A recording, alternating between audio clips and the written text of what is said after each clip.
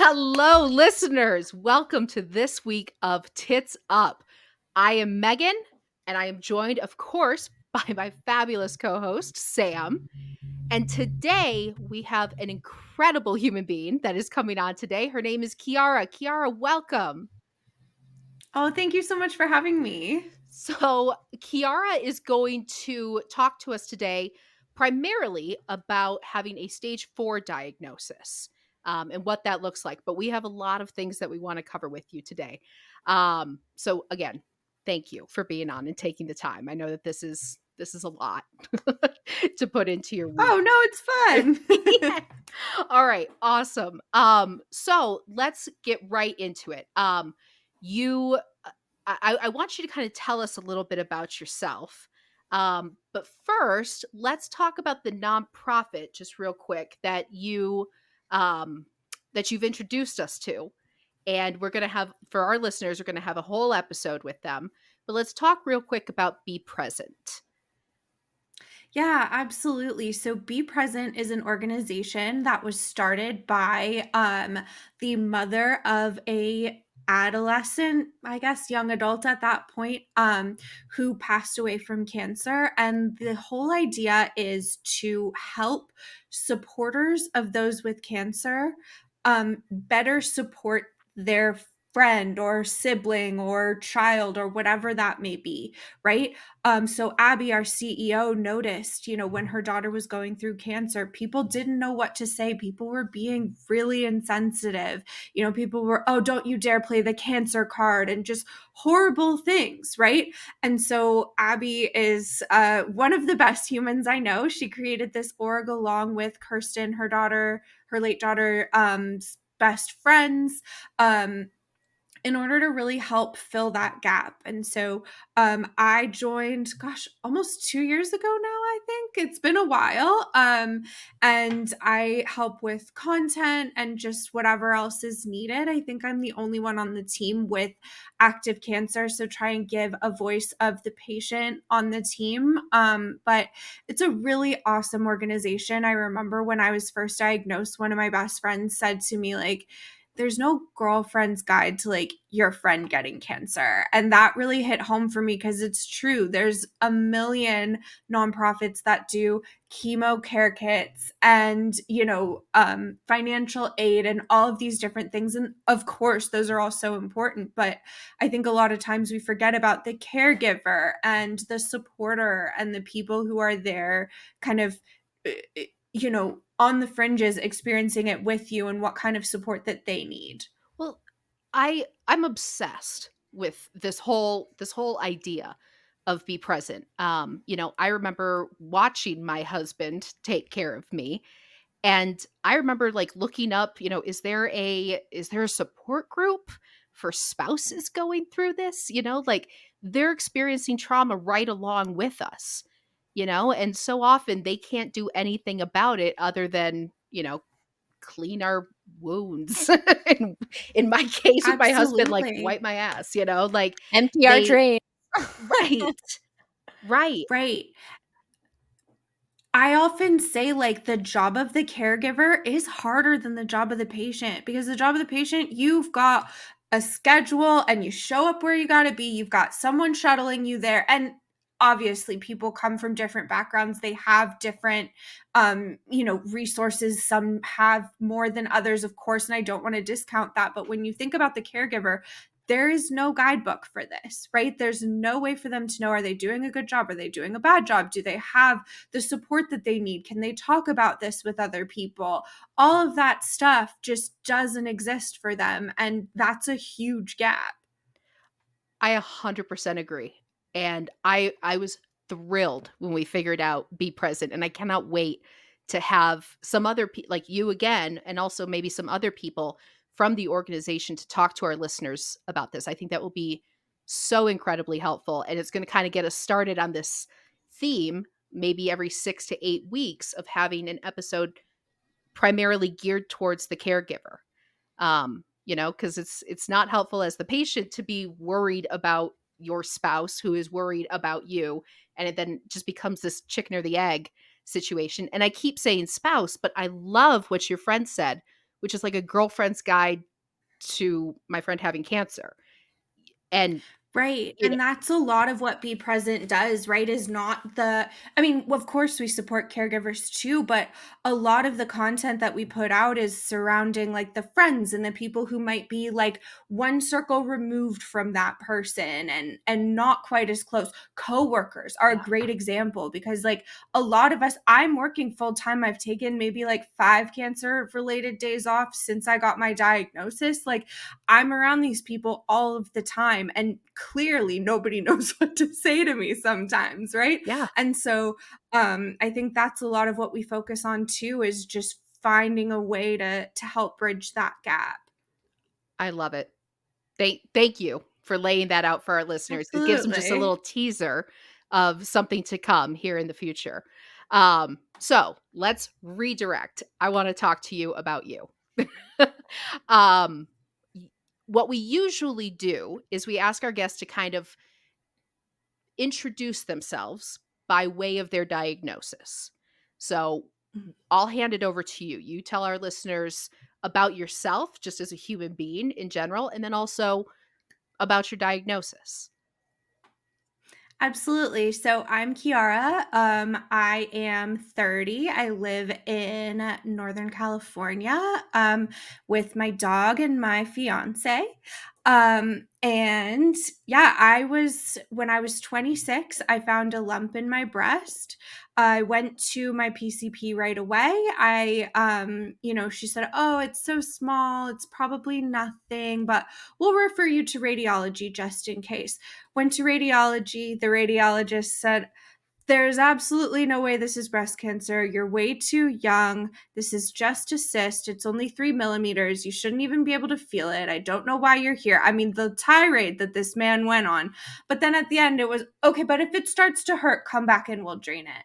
And so when I was 27, like a year to the date almost, I it was starting to hurt a lot more. And this by this point, it was COVID. It was starting to hurt, right? Yep. And so it had been hurting for a couple months, finally can go in like almost a year to the date. And this time it was totally different. My PCP was like, "Oh, this is really large and like hard and immovable and abnormal. Like, we need to get you to radiology stat." And I went to radiology again. And I had a different radiologist this time who, like, I'll never forget being in that room and the tech is just silent. Like, I get anxious in appointments if nobody's talking. Like, I want to joke around, I want to talk about dumb stuff, Mhm. just get my mind off this. And I kept trying, and she was just silent, and like I could see on her face that something was up. And then the radiologist comes in the room. He's talking about my shoes. He's talking about what I did on the weekend. I'm like, bro, there's a global pandemic. Like, can we just get to the point here? Um, and And finally, he says, "Look, this isn't a cyst, and I would bet money that it's breast cancer." But even then, and his whole team was incredible. They all skipped their lunches so that they could biopsy me on the spot. I didn't have any food because I thought it was going to be a quick 30-minute appointment. That turned out to be several hours. And I mentioned that, and one of the ladies behind the desk was like, "I just had this feeling that I was supposed to bring this banana and granola bar today to work. I didn't want it. Please take it." And like, gave me a bite to eat. Like, everyone was so kind. But even still, it was like, "You're so young, we caught this early, we're gonna be like, you're gonna be fine, we're gonna be able to treat you." And every doctor I saw since then was giving me that same story of like, "You're young, you're gonna be fine," except for my medical oncologist, who said, like, I can't tell you anything prognosis wise until we get the CT scan." Well, sure enough, CT scan comes through, and there's cancer in just about every bone of my body. And so by that point, and I don't have a family history of cancer. I haven't known anyone close to me with cancer.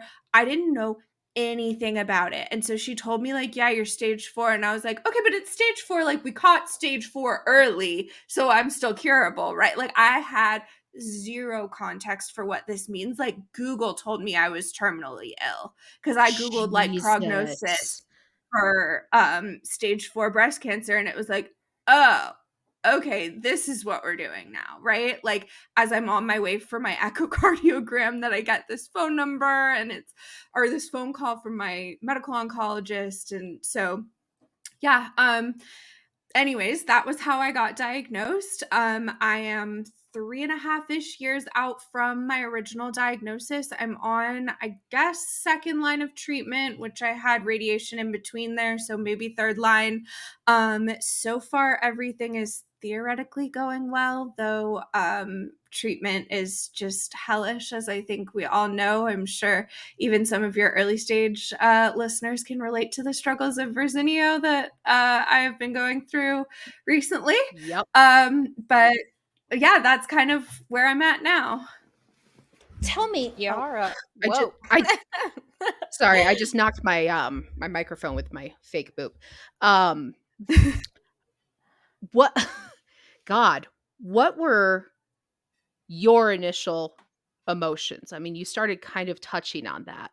Um but Yeah, I mean, I was very like, I work in operations. So my job and my entire mindset has always been very like, okay, how do we get to the end result that we want? Right. And so it was just like, I didn't have emotions in the beginning. Like, it was just like, okay, where do I need to be? What do I need to do? And just move forward on it. And, it, initial emotions, it was just like pretty empty.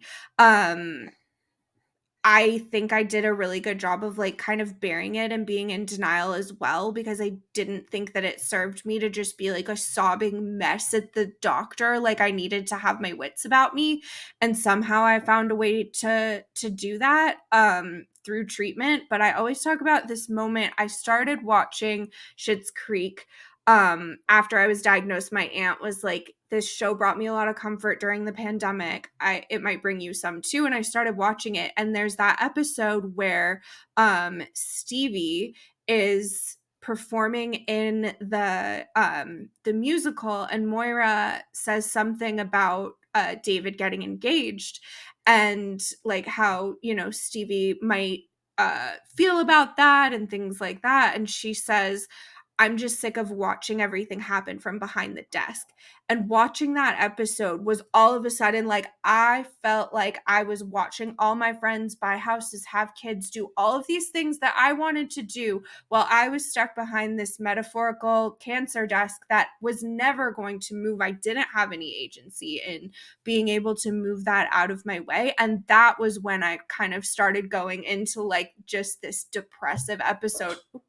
Went into this depressive episode of just like, wow, this desk, quote unquote, is separating me from my peers, and I'm never going to be able to change that. Oh. Well, has that changed at all, Chiara? Well, I did. So I was single when I was diagnosed, and one thing that I really mourned at that time was like the idea of finding a partner, because it was like, okay, who's gonna want someone who's like terminally ill and only has like a 22% chance of surviving the next 5 years? But I've always like imagined myself married, etc. Anyways, long story short, I have a lovely fiance who we met while I was sick through friends. And yeah, so I get to live that part of the life that I wanted. And I think I have a different outlook on it now. Like, I've kind of seen, friends go through miscarriages and issues in their marriages, and starting to see that, like, okay, maybe I have this quote unquote desk in between me and you, but everyone's got their stuff. And like, just because I'm watching them in this highlight reel do all of these things that I wanted to do doesn't mean that it's all fantastic.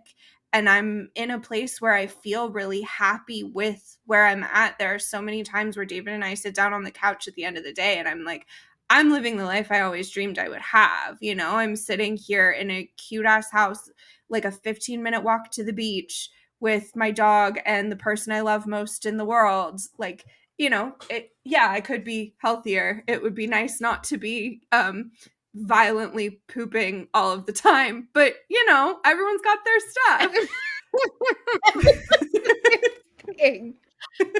Good Lord. How my brain keeps going back to the doctor that originally told you that nothing is happening here. I mean, it's a tale as old as time when it comes to like young breast cancer patients. We've all heard this.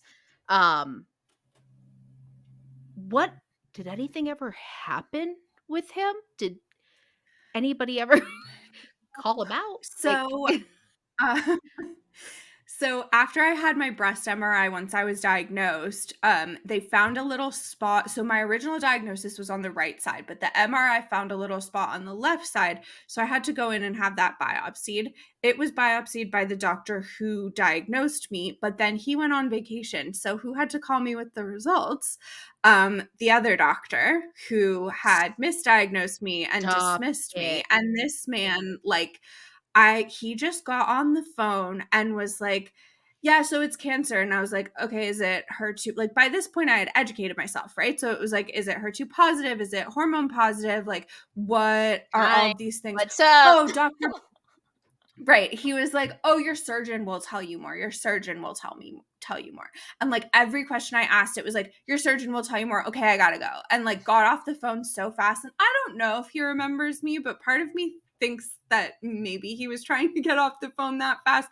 But it's also like, it's a really, like, I know we're gonna talk about self-advocacy here in a little bit, but it's a really scary thing because my mom at the time worked at the same health organization. And when I was talking to, she's a medical assistant. When I was talking to the provider that she worked under, I was kind of telling her about, here's what happened. And she said, "Oh, let me guess. It was Dr. XYZ." So, like, this is a known thing. You know who you are, And, Doc. You know who you are. right.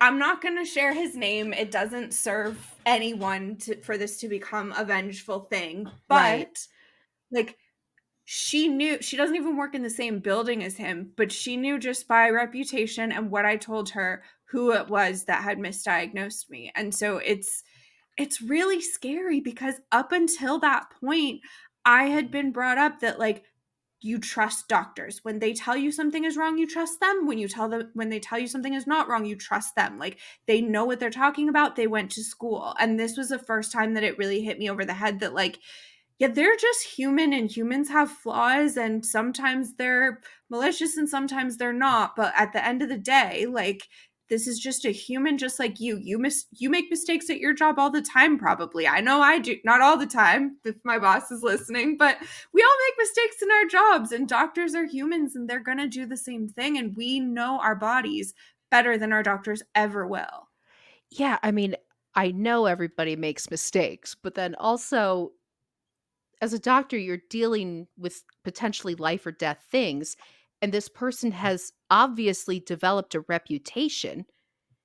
Did you say it was your mom or Mhm. your mom's friend that was like, "Oh, it's gotta be." My mom's she works at the same Okay. healthcare, system, like, her provider there. That is nuts. I Yeah. mean, have you gone through Yeah, it was so much rage about that? I mean, I'm the one that I tends to just rage all the time. Like, I've talked about this before on the podcast. I'm just mad. I'm just constantly mad. Um, so I mean, it sounds like you have a very healthy look at it, which is, it's not gonna serve any good purpose to call this person out or to do, and I don't think that you should on this podcast for sure. But I mean, there's you were dealing with 2 huge feelings at the same time. You had the, Mhm. "This is my fucked up diagnosis," and then also, "We could have caught this had this person not dismissed me." And Right. Yeah. yeah, I mean, talk to me about that because my brain is, like, exploding right now. I had, like, a lot of anger at first and just this frustration of, like, I did what I was supposed to do. Like, people avoid the doctor, and then they get diagnosed, and like, I thought about this a lot when I first got diagnosed, and I've had a mindset shift since then, but it's like, you think about cancer and you think about, oh, people lung cancer, they were probably smokers and all of these things, but I was like, I did everything right. I went to all my physicals. I talked about my symptoms. I went to radiology when I was referred. Like, I wanted something to pin it on. And so for a while I was pinning it on this guy. And I had people telling me, like, pursue litigation against this guy, like medical malpractice.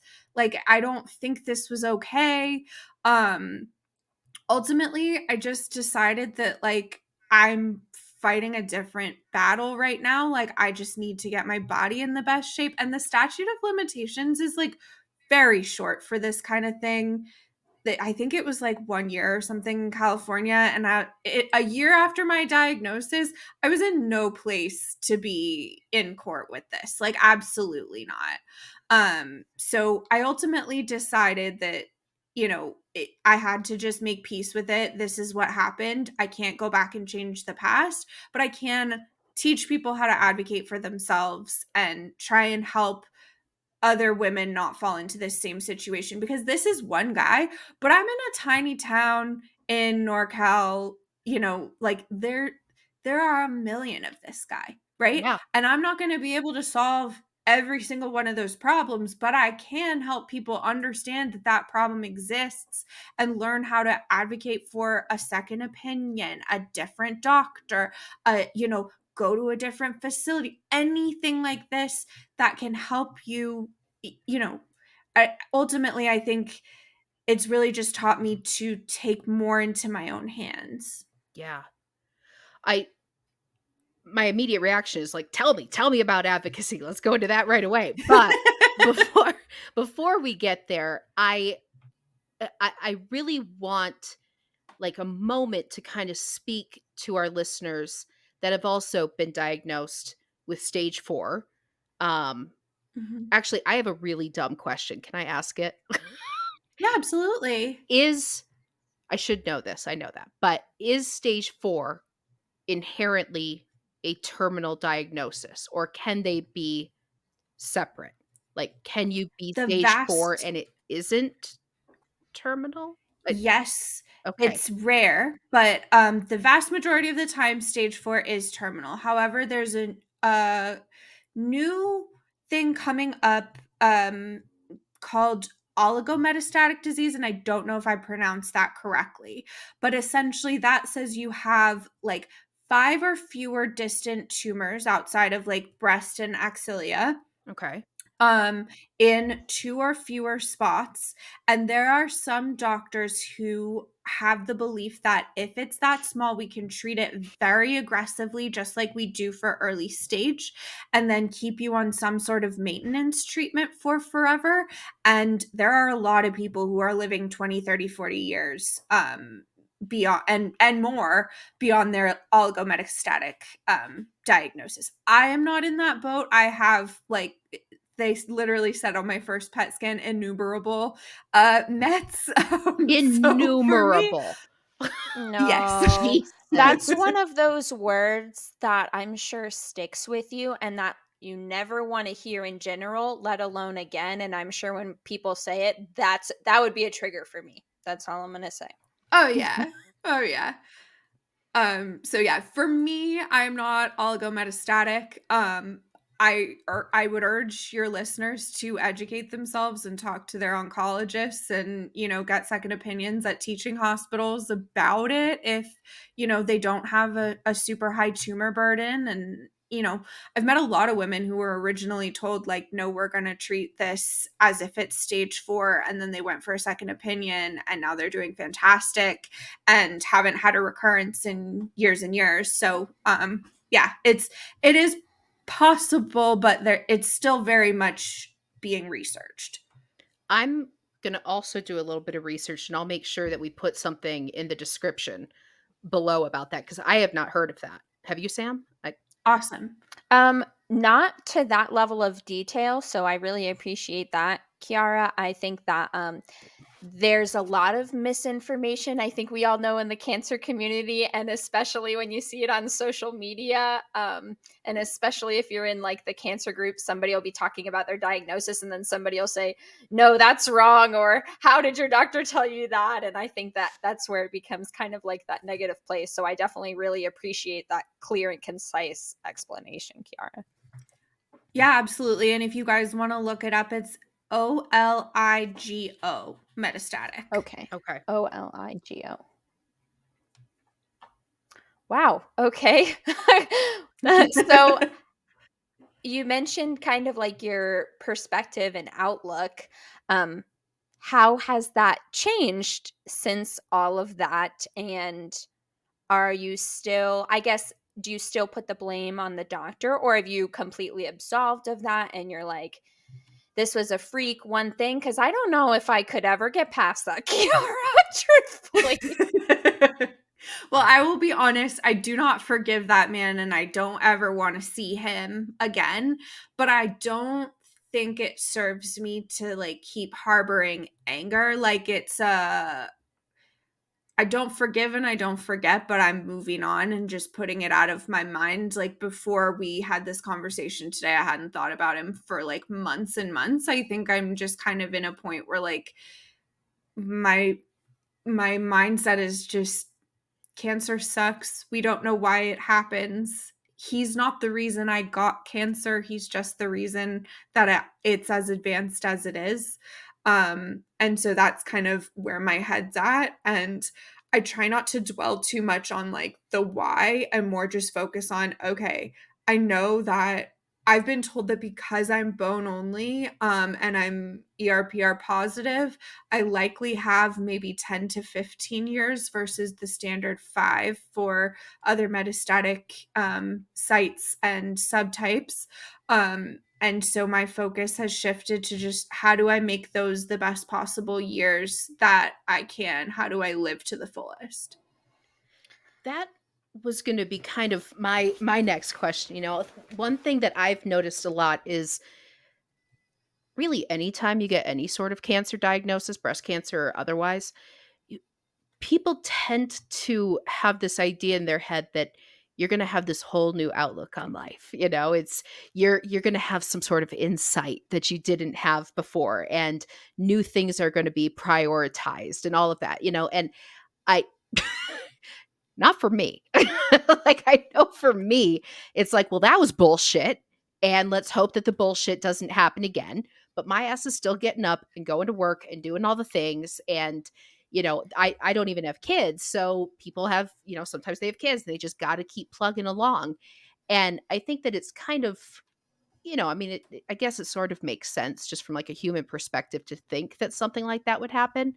Um, but what are I guess is what it's leading into is my question, like, what are some of the dumb fucking things that people say to you that are super annoying? Or what do you wish people would say more of or less of? Because I mean, frankly, like, especially as women, and we've talked about this before, but people always tend to like make a hierarchy of shit, I guess, like, okay, like I didn't have to do chemo, right? Because we caught it early. So in my brain, that puts me on a much lower rung than somebody like Sam, for example, who did have to go through chemo.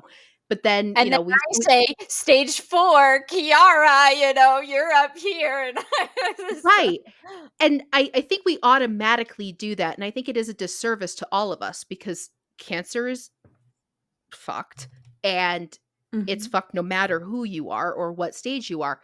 But that being said, do you notice people saying or doing things differently or treating you differently, or what do you wish people would say or do or not say or do? That was the longest way to Yeah, ask I a mean, question ever. I apologize. no, but it's good context that you're giving here because I do agree that that hierarchy doesn't serve anyone. And I've noticed in my life, like outside of the cancer community, I've had friends diagnosed with various autoimmune diseases since I was diagnosed, and every time they complain about it, it's not as bad as you, but and I'm like, this can be a two-way street. Like, for instance, you guys are early stage. I never have to know what it feels like to live with that fear of recurrence because I know that it's here for good. And that is an anxiety that I would never want to experience. We all have our own shit. Like it's just like I was saying before, personally or not, like we've all got our own shit going on, whether in the cancer space or otherwise. And so I don't think it helps anyone to do this gymnastics of like, I'm doing worse than they are, or they're doing worse than I am, or blah, blah, blah.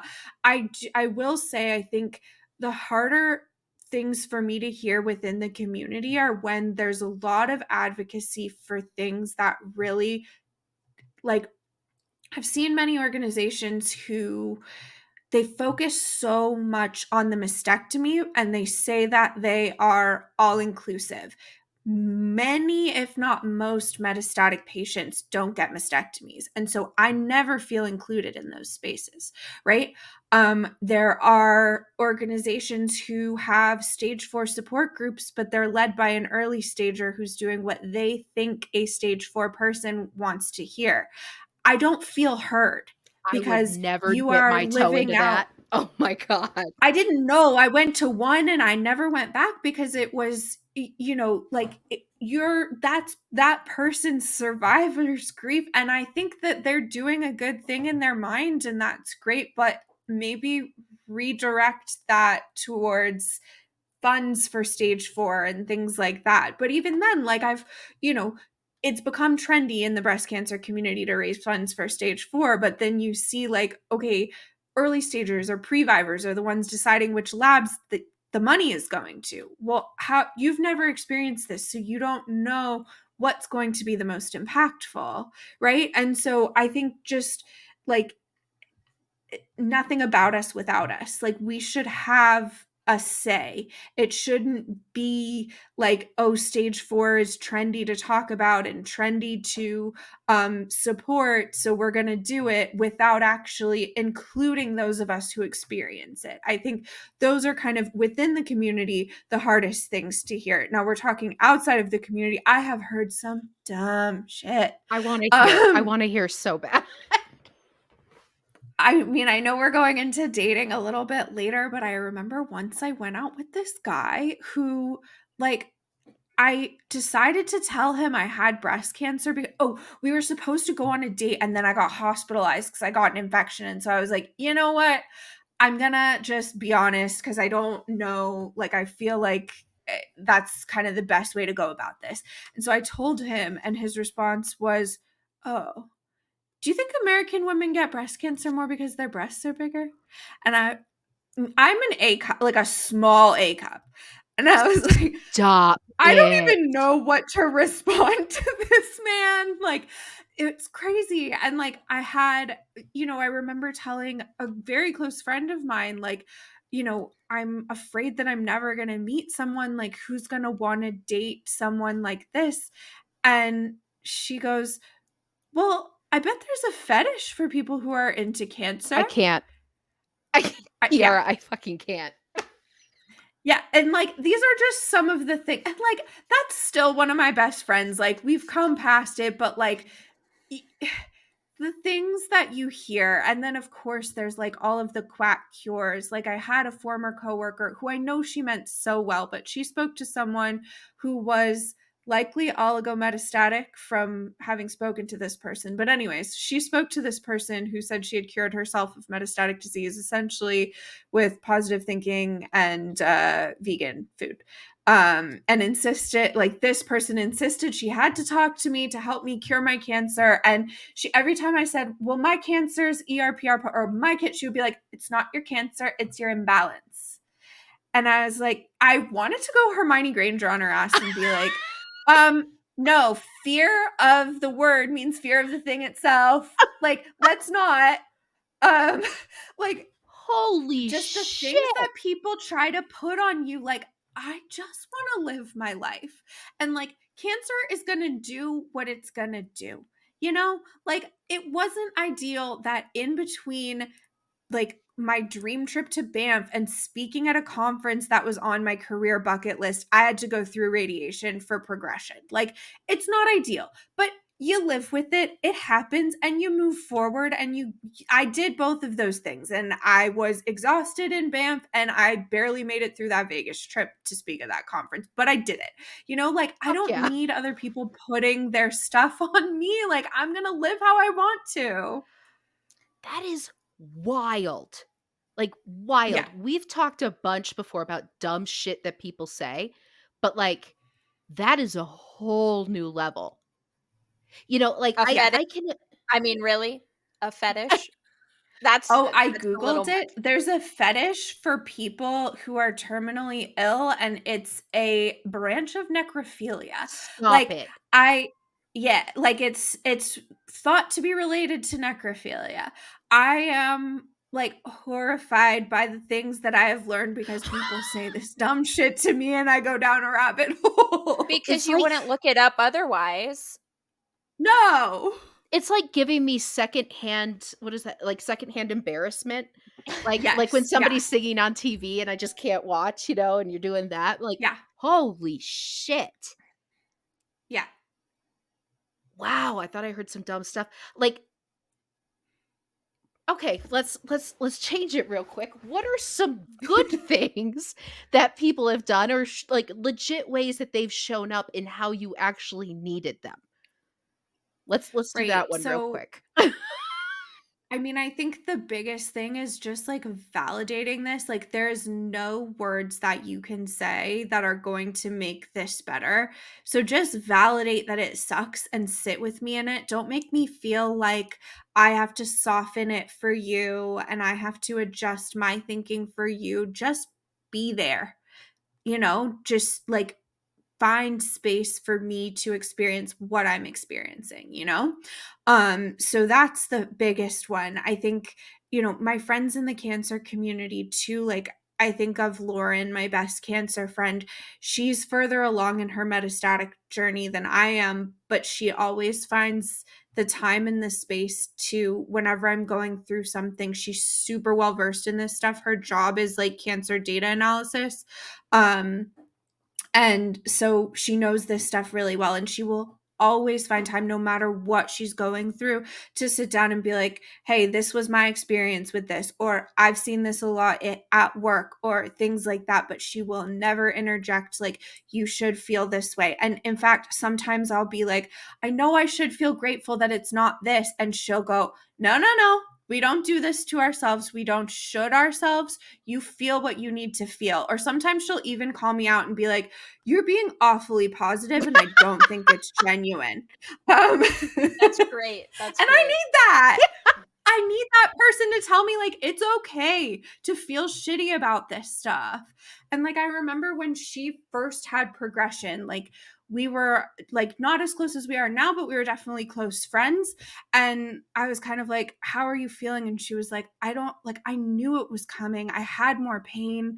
I had a different kind of scan that like it made it pretty clear progression was coming. And still I was like so upset. Like, I don't think that you can ever hear those words and not just be like completely devastated by them. And like, just, yeah, that kind of candor has been so helpful, and just like being able to call each other out on things like that, and just being able to sit there with each other and take in that grief. But if, I have friends who I don't think they're in the place to do that right now, but there's other ways that you can show up, right? Like, once I was having a really hard time. I had horrific mouth sores when I was on Ibrance. It was like awful. And like, it hurt to open my mouth. And my friend came over with homemade bone broth, those chia puddings in squeeze tubes, Yes. Jello, like all sorts of applesauce, like all sorts of very soft foods that I didn't have to, ice cream, like things I didn't have to open my mouth wide, didn't have to chew. And then we're both big readers, and that's one of the things we connect on. And she brought me like magazines and books she thought I would like, and all these kinds of things. And it was mid-pandemic. She didn't stay long. It was just like, here, I thought these things might help you. Like, those are the most special moments that I am over here tearing up again. Like, I don't forget that kind of kindness. That sort of thoughtfulness is really rare, I think, too. Mhm. I Yeah. again, I've kind of railed on this before when people just say like, "Oh, just let me know if you need anything," Like, not helpful, not fucking helpful. No, Like, I'm I'm gonna never reach gonna out let and you ask you know. for something? Yeah, like, could you think of 12 books that would be really that I would personally really like, you know? Like, you can't ask for that level of thoughtfulness, but when Mhm. somebody shows up with that, you know, like, I had a friend that showed up just to help me do my laundry. 'Cause, like, I had talked to her the night That's before, amazing. and I was just bawling, and I'm like, "My life is such a goddamn mess. I am such a goddamn mess. I can't even look at myself in the mirror," and I was just losing it, and I was like, "And the motherfucking laundry is just not getting done," and I was like, "Alright, I gotta go," and just hung up the phone, and the next day, she just shows up, and she's like, "We're gonna get your laundry done," and I'm like, "Oh my god," like, just what that does, Right. you feel so seen that somebody is listening. Yes. They're actively listening and they do that thing to help you, you know? Mhm. I'm kind of tearing up just thinking about it. It's so nice. It's so helpful. And those are the Right. people that when we say, you know, don't ask necessarily what somebody I mean, if you're going to the grocery store and you're like, "Hey, I'm picking some shit up because I'm on my way over, like, what are you missing?" Sure, go ahead and ask. But just throwing it out there, like, to let me know what you need, it I just kinda trailed off, like, this is menopause. I had a whole point to this, but No, but I get where you're going, like, the "Let me know what you need," like, I'm never going to ask you. I am so bad at asking for help, and then my brain will automatically go, "Oh, well, they're dealing with this other thing, and I shouldn't bother them, and, oh, they have kids, I don't have kids, I can't," and, like, I'm never gonna ask you, but if you come to me and say, "Hey, I'm going to the grocery store.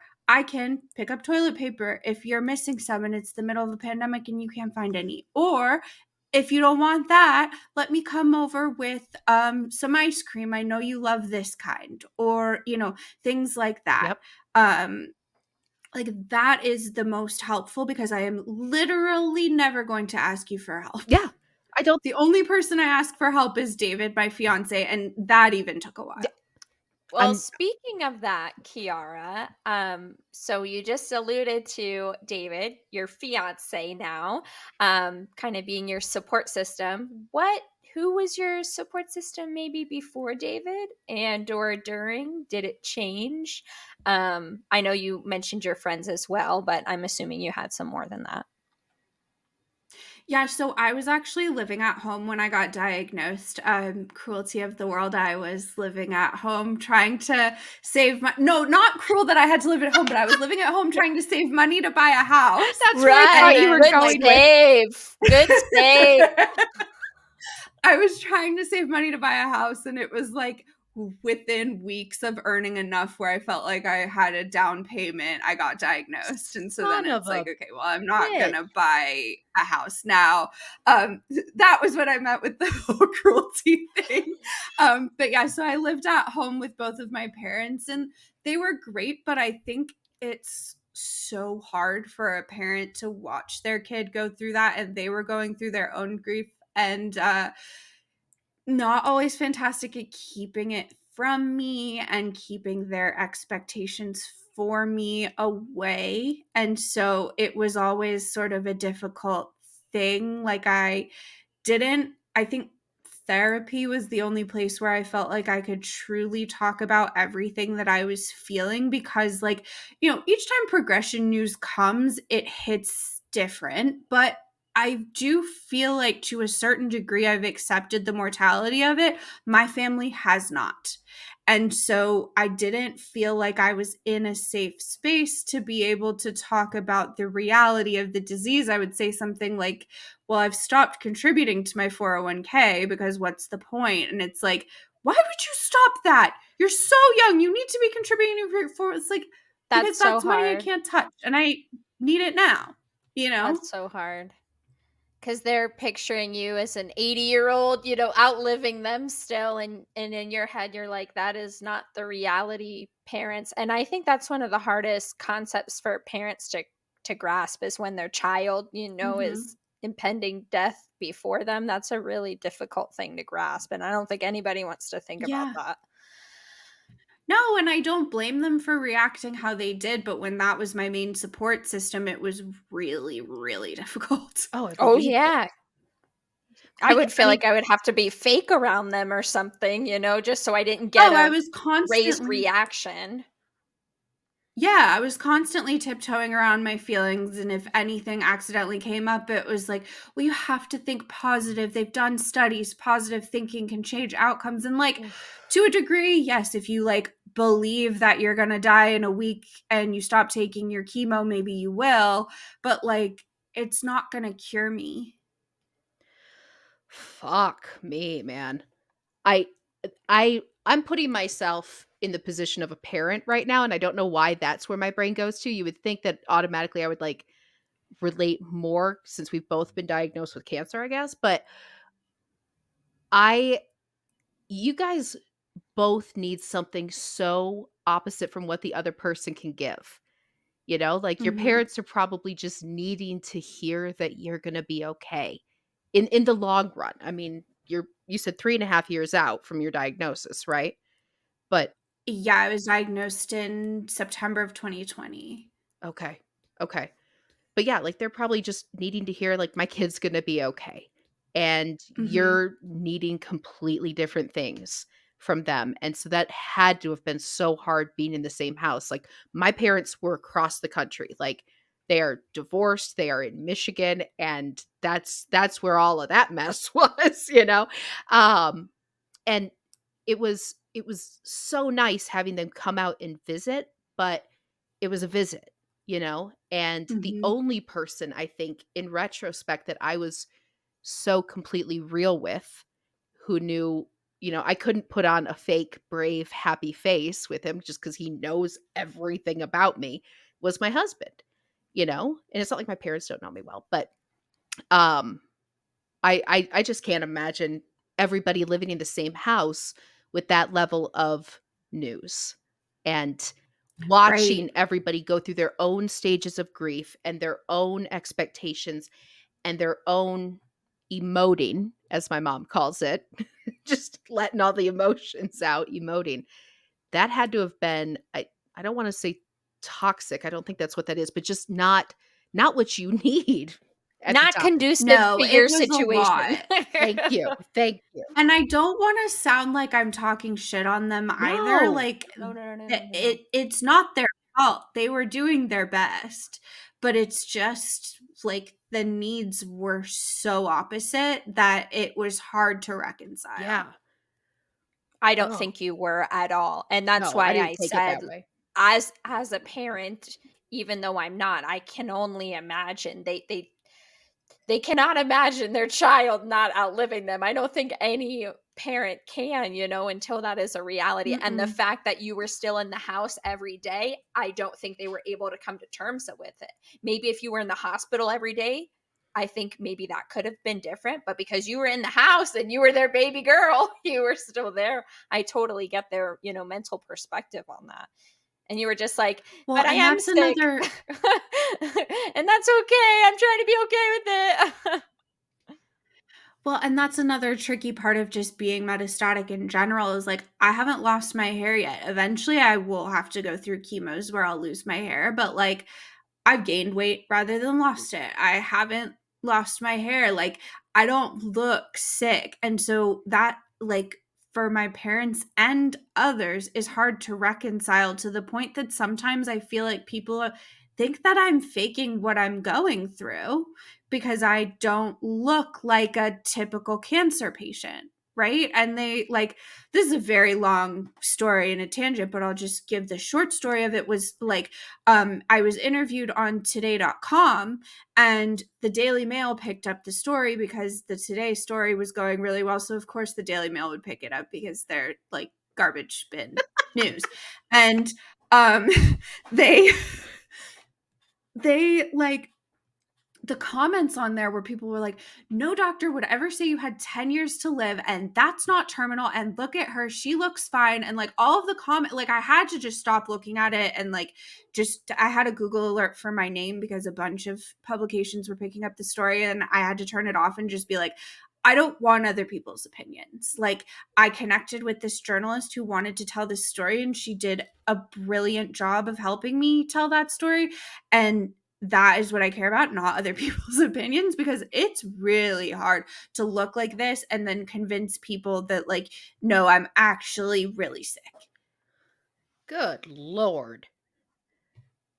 I mean, we all know about trolls on the internet, but first of all, when it happens to you, that's got to be like I'm just waiting the day that some lights one of us up.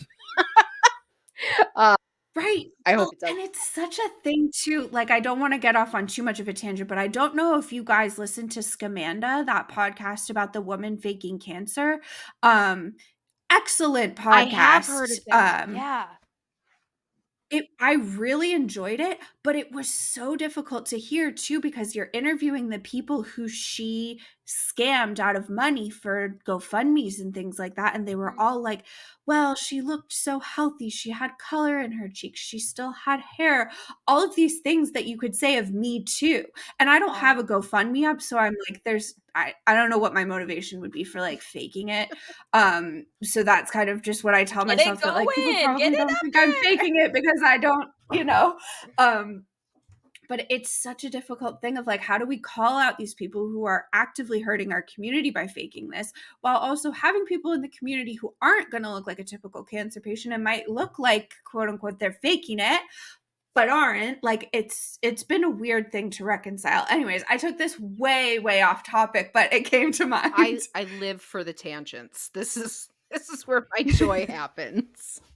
Yep. Um, not No joy in the problems story here. necessarily, because that's fucked. Yeah. But good Lord.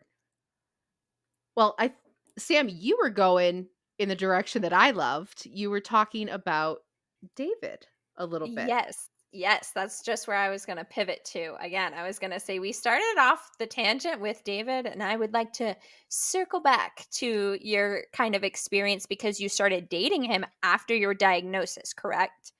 So, how did you Correct. Yeah. meet? How did the relationship flourish? How were you like, oh, yes, absolutely, I'll be engaged to you. You are my rock. How did that all happen?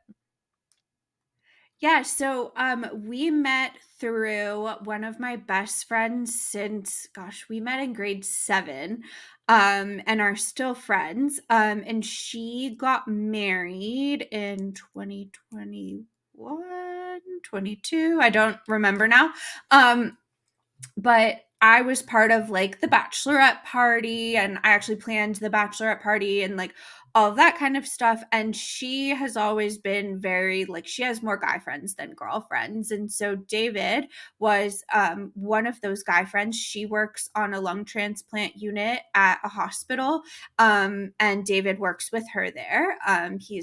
Woo. They're both nurses on lung transplant floors. And so we met. Actually, the first time we met was, she was like, hey, there's this guy. We were planning to go to Pinnacles National Park, which is like pretty close to us, like easy day trip. And she was like, hey, there's this guy that I work with. Like, he loves going to national parks too. Like, do you mind if I bring him? He's going to be at the Bachelorette. So, like, would be great for you guys to meet. And so we went, the three of us, to Pinnacles. And like, that was the first time we met. And we talked a little bit off and on, but then didn't start really talking until like a couple months later at the Bachelorette party, where, yeah, we were kind of talking nonstop. And for a while, we were just texting, and then started spending like every weekend together. But it was always like as friends. And we could always have like conversations with each other that I didn't feel like I could have with anybody else. And like, he understood things to a degree that like I didn't feel like anyone else in my life could. And like, I remember one day talking to him about kind of, you know, the terminal nature of my illness, and things like that. And um yeah, he responded with like one of the sweetest texts ever that kind of made me be like, okay, I love this man. Like, he said something along the lines of, you know what, being a nurse for so long has taught me that just because you live a long time doesn't mean you're happy. And he said something along the lines of like, you know, I just want to be there. Like, you live more life than most people, you know, who are 3 times your age, and I'm totally butchering the sentiment because it's been a while since I've looked at that text, but essentially along the lines of like, you are not your disease and you are living your life to the fullest and things like that. And then from there, I definitely like had a thing for him, but I was also like, I don't have any friends that I can be this honest with. I don't want to rock the boat. Like, I felt like I needed that support more so than I needed like a date. But always in the back of my mind, like, oh, if he dates someone, I'm probably going to be devastated. And yeah, then one day he just confessed that he had feelings for me, and we started dating, and it's been fantastic. And then yeah, I mean, things were really great for like a little over a year, and then we had planned, like, we're crazy people. We love to travel and we plan everything ridiculously far in advance. So in October of 22, we planned a trip to Acadia National Park in Maine for October of 23. And when we were there, he surprised me with a photographer and proposed on like a cliff in the national park. And it was like just the stuff of dreams. And yeah, now we're getting married in October of 24. Dang, well done. You're gonna have to send me a picture, Chiara. I love that he had a photographer I there. I will. want to see this.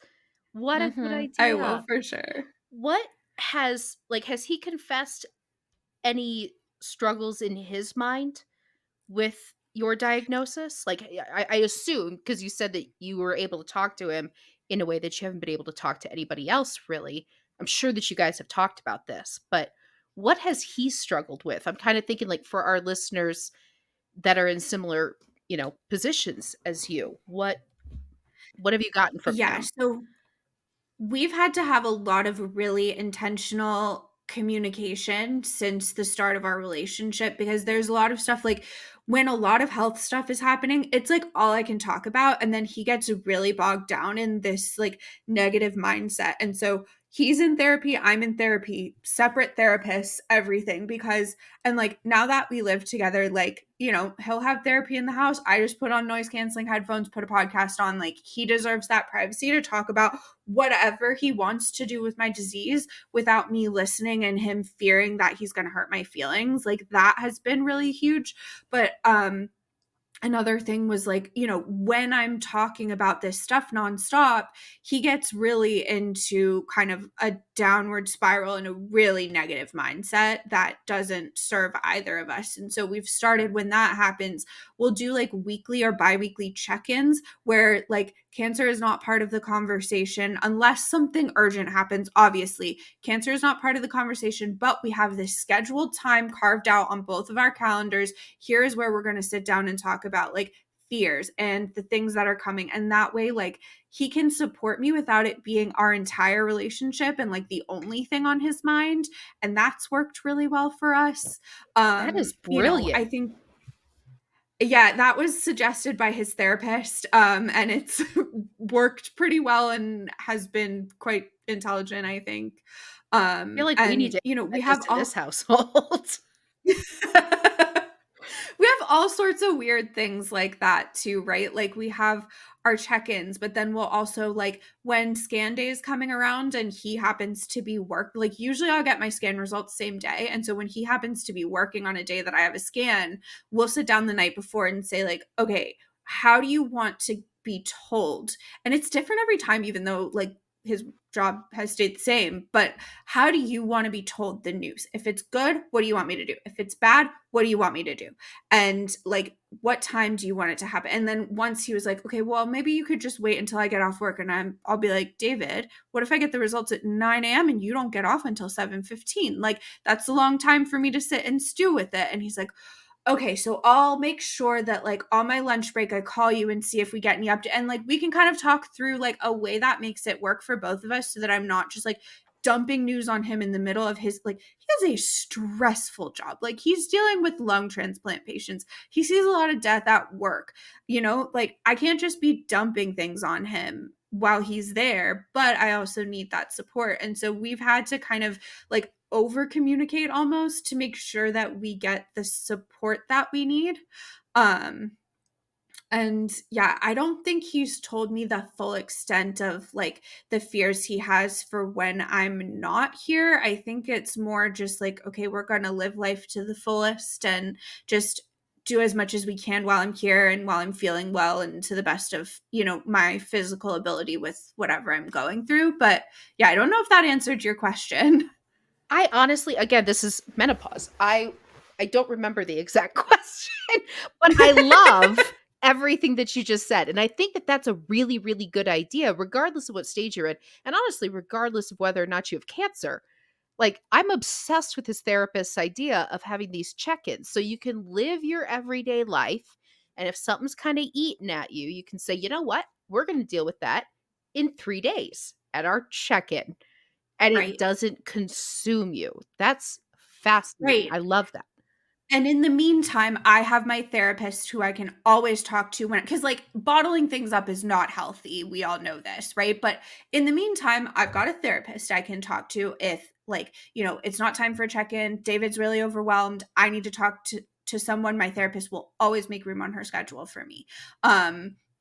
And you know, I've got cancer friends who can understand this, and it's just not as dark, especially when I'm talking to stage 4 people. It's not as dark to talk about death with them as it is to talk about like about it to someone who doesn't like live with that looming over them. And so there's a lot of different like avenues I have, but I think when like I want to protect this relationship, I don't want cancer to be the downfall. And so the only way we've found that works is just being like mega intentional with when, how, where, all of the specifics around how we talk about it.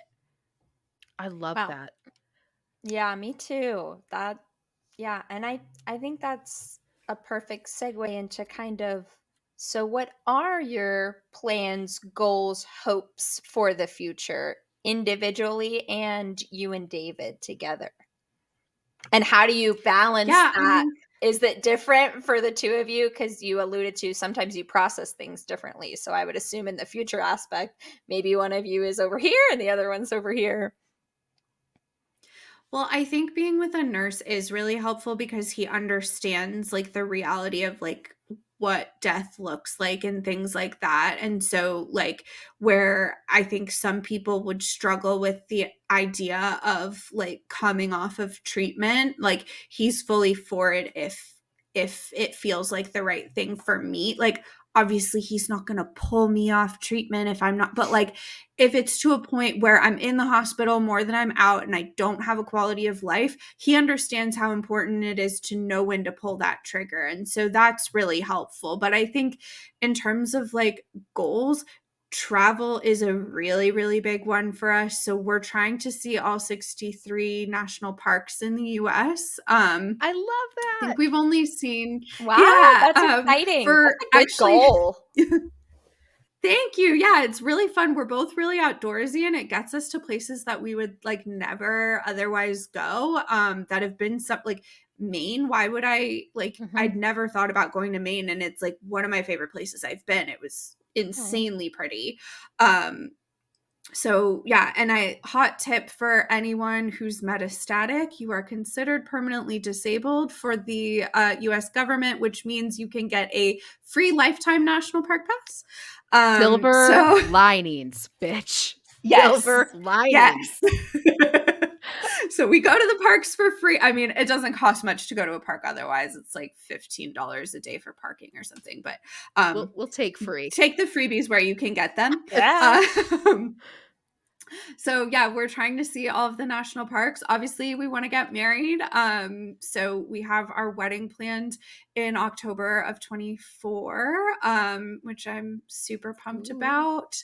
And yeah, I think we just like we want to make as many good memories as we can. Like I'm trying not to be too prescriptive about what exactly we want to do, because I've seen how much things can just change on a dime. And so I don't think it's a great thing for me mentally to be like, I need to do this thing, and then maybe I won't be able to do this thing.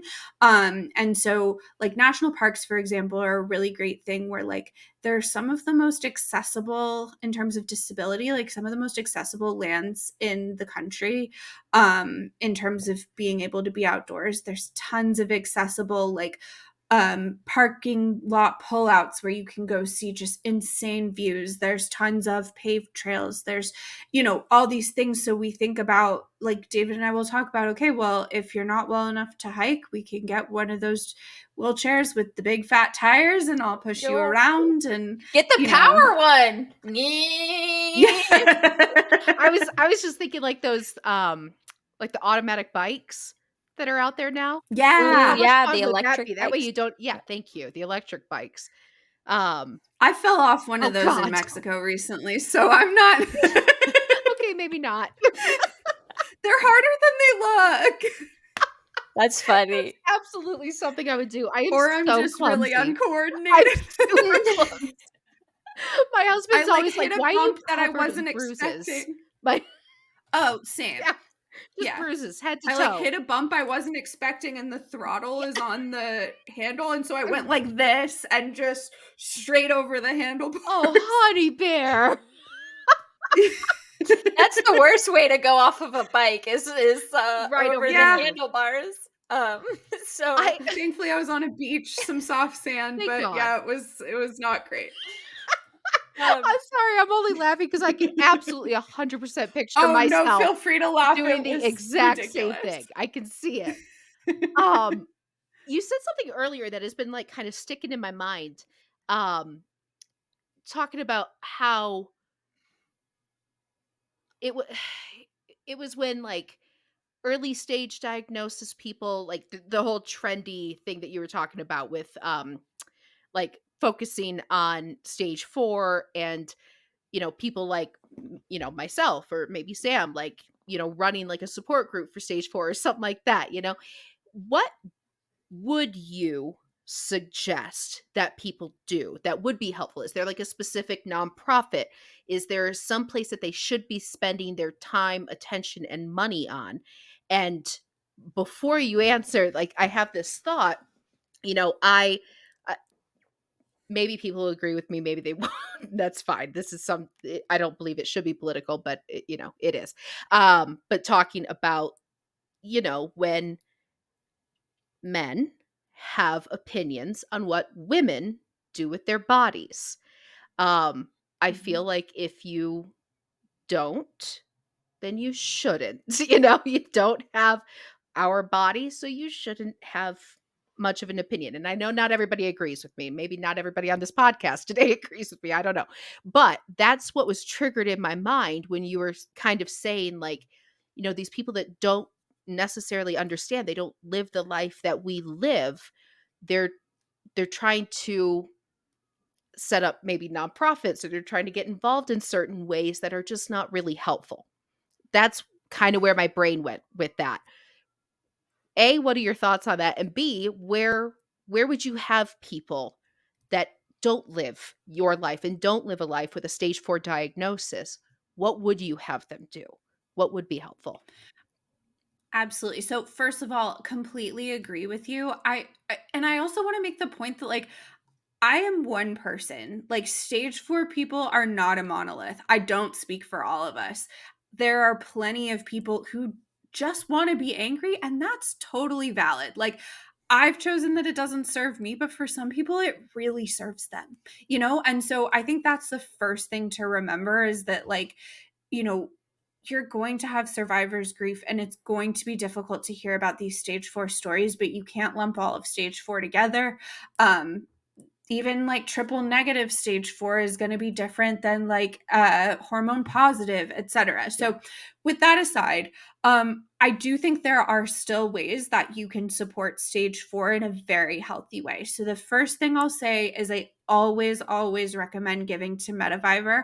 100% of donations given to Metavivor go directly to stage 4 research, and it is all research focused on a cure or treatments to prolong our lives. It's not focused around screenings. It's not focused around anything other than helping metastatic disease. So that's a great nonprofit. If you want to help something that's a little bit more caters to both.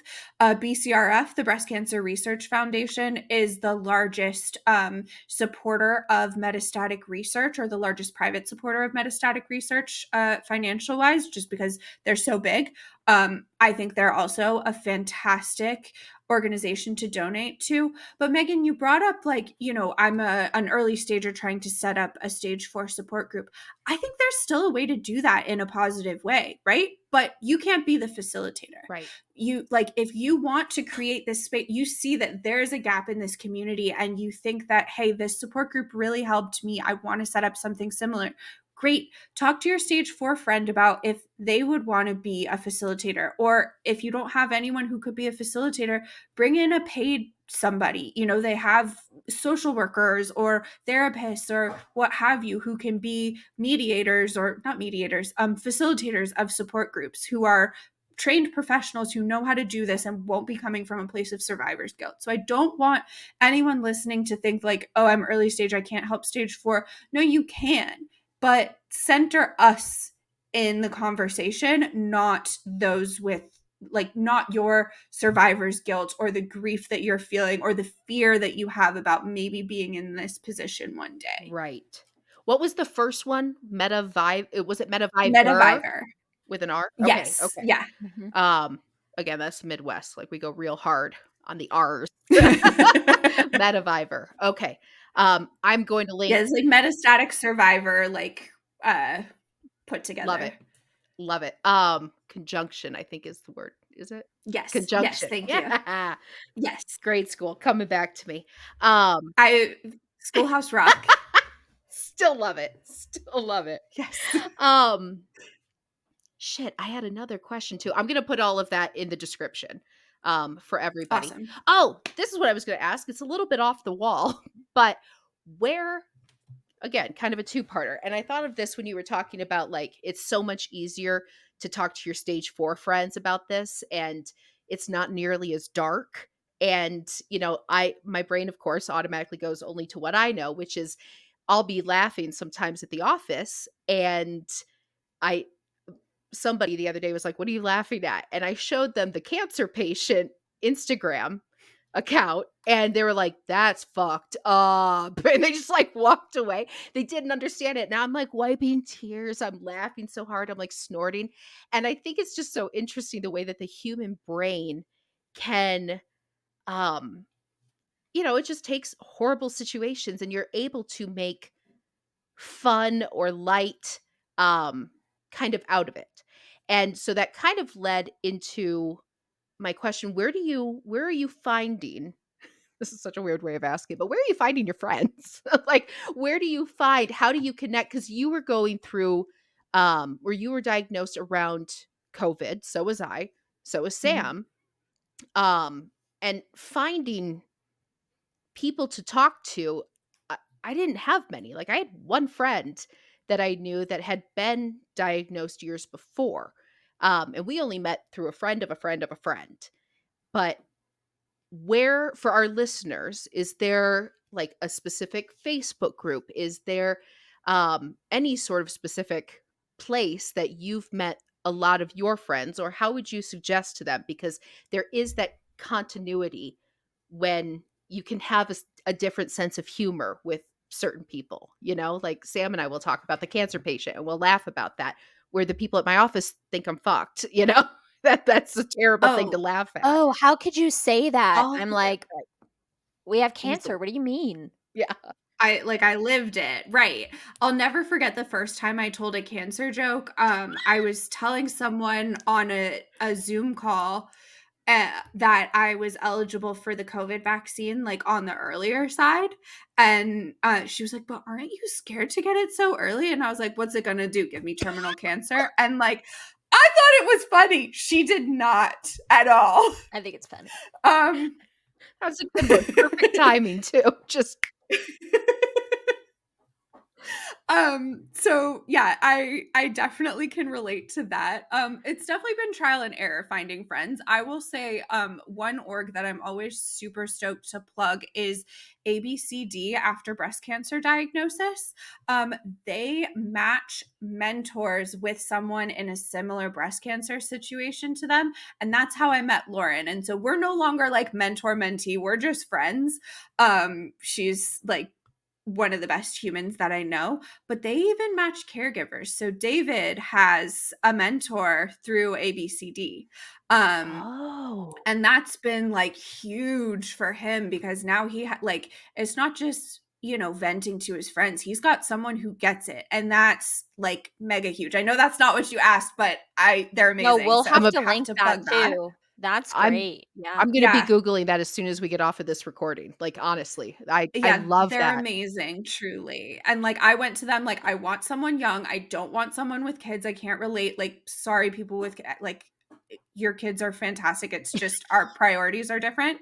I don't mean to like trash anybody, but yeah, that's so that was a big one. I think Instagram as well, just kind of like following hashtags, seeing whose posts you resonate with, and then just getting the balls up to send them a DM and be like, hey, I'm going through this. Like, want to be friends? And it's awkward until it's not, Yeah. you know? It's awkward until you find what you connect on. And for Lauren and I, like, that's not always cancer. It's like traveling and being outdoors. And I like the first thing that we really connected on was we had such a similar mindset with cancer. And I think that's like a really huge thing. Like I have early stage friends who have such a similar mindset that like, yeah, I can talk to them the same way I talk to stage 4 gals, but it's not always that way. And, you know, so I'm rambling, but No, I think I love them. Instagram. I love these ideas. I'm writing them down. If you see my Yeah. eyes moving, I'm writing Okay. them down. Yeah. No, all good, all good. Yeah, so Instagram's huge, ABCD is huge. There are support groups out there. I haven't found the one that feels like great for me, but they do exist. I would honestly go talk to the social workers at your cancer center. Like, they're supposed to know about this stuff, right? Like, that's kind of their job. And a lot of them don't know about the AYA specific orgs, and you've got to do the research yourself, right? But once you start finding a community, then you hear about Send It from one person, and oh, you meet friends on a Send It trip, and then they'll tell you about Dear Jack Foundation, and then you can go on your lifeless trip with Dear Jack Foundation. You know, like you just kind of, as you go, you find great people. And I think it's also a matter of putting yourself out there. Like I find when people DM me on Instagram, I always try to respond. But when people are really vulnerable with me and don't treat me like a zoo animal, that also helps me want to be more vulnerable with them. And that I think really can form a connection. Obviously, like you got to walk the line of not trauma dumping on people as well. So it Me is and a Megan fine trauma dump line, on each but other. It's fine. That's, the whole well, point of that's the what cancer podcast friendships always. are. But like, We get to trauma dump yeah, once a don't week on all of you. just maybe don't open your DMs with that, but like, you know, hey, I'm stage 4. I really liked what you were posting about this. Would you be open to having a conversation? Things like that. But there are tons of mentorship orgs out there who can help you. I know YSC, the Young Survival Coalition, has metastatic groups. Imerman's Angels will match you with people in a similar life stage. They didn't have anyone super young when I went through the process, but that was a very, very long time ago. And I'm sure that things have changed. And then just get involved. I mean, all of the time, like our social media manager and like creative director at Be Present will message me like, hey, we just got this message on our Instagram, like would you want to talk to them, or do you have anywhere like you can direct them to? Like everyone wants to help, so find the great AYA specific orgs like YSC, Dear Jack Foundation, all of Be Present, like all of these wonderful organizations that are focused on young people, and just like put yourself out there and ask for help. They're going to help you find your people. I think that's perfect.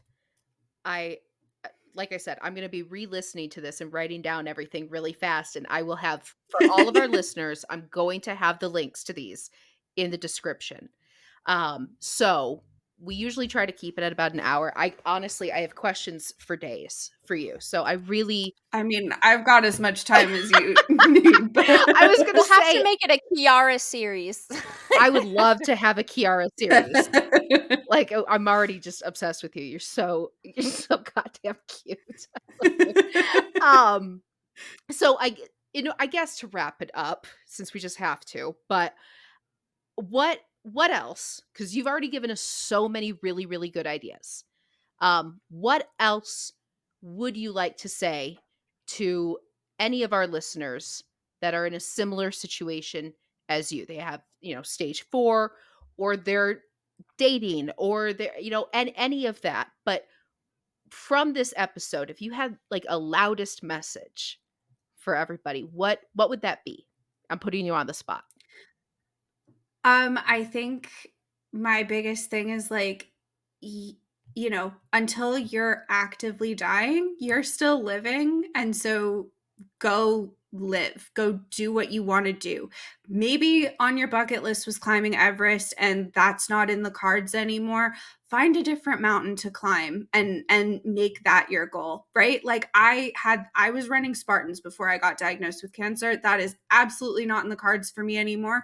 But I started making goals of like, I want to hit X amount of calories burned in a 45-minute workout. And like just hitting those goals feels freaking good, even if it's not the original goal that you had. So like, as long as you're still here and as long as you're still able, keep living and keep chasing the things that bring you joy, and don't let cancer get in the way of it. And yeah, That was beautiful. Thank you. thank you. That really was. And for those that Thank cannot you. do Mount Everest, come out to Colorado. We got a bunch of 14ers. They're lovely. Have you been out here to these? I have. Rocky Mountain National Park is one of my faves. I didn't even know I was signing up for it. And then I moved out here and I'm like, this is nuts. It's so beautiful. Incredible. Oh, all right. Well, Chiara, thank you so much. Of course. Sam and I can't thank you enough for taking the time. I cannot wait to have you on again. And again, for our listeners, we will be having Be Present come on, some people from Be Present, and we're going to try to do some collaborations in some way just to kind of get it out there that this is something that exists. So again, thank you so much. Sam, anything before we go? No, thank you, Chiara. And just to all of our listeners, make sure you keep your tits up. It's tough. Keep them up.